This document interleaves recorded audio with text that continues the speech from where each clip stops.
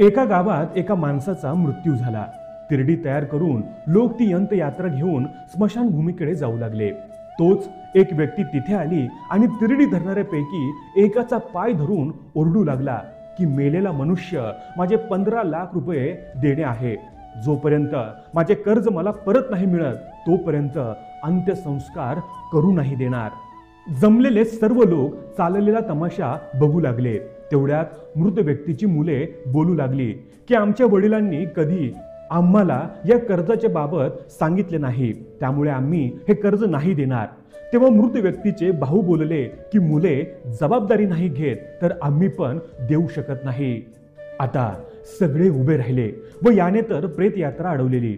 जेव्हा खूप वेळ झाली तोपर्यंत ही गोष्ट घरातील बायकांपर्यंत गेली।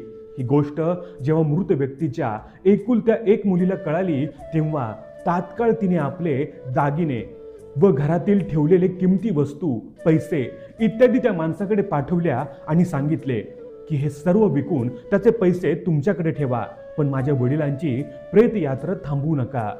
मी सर्व कर्ज फेडून टाकेन आणि बाकी रक्कम लवकरच पाठवून देईन।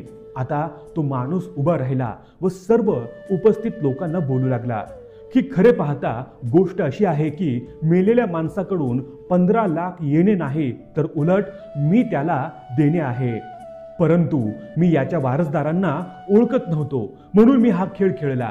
आता मला कळाले की या मृत व्यक्तीचा वारस फक्त त्याची मुलगी असून इतर कोणी नाही, असे सांगून ती व्यक्ती निघून गेली। आता मुले व भाऊ मान खाली घालून फक्त हताशपणे उभे होते। मित्रांनो, मुलगी असणारे खूप भाग्यवान आहेत, कारण मुली आपल्या आई वडिलांनाच आपली दौलत समजतात। म्हणूनच मुलगी झाली तर खुश व्हायला हवे, ना की दुःखी। मित्रांनो, अशी प्रार्थना करा की प्रत्येकाला एक मुलगी मिळावी जी वडिलांना नेहमी स्मरणात ठेवेल। मित्रांनो, या व्हिडिओबद्दल तुमचं मत काय आहे हे आम्हाला कमेंट करून जरूर कळवा।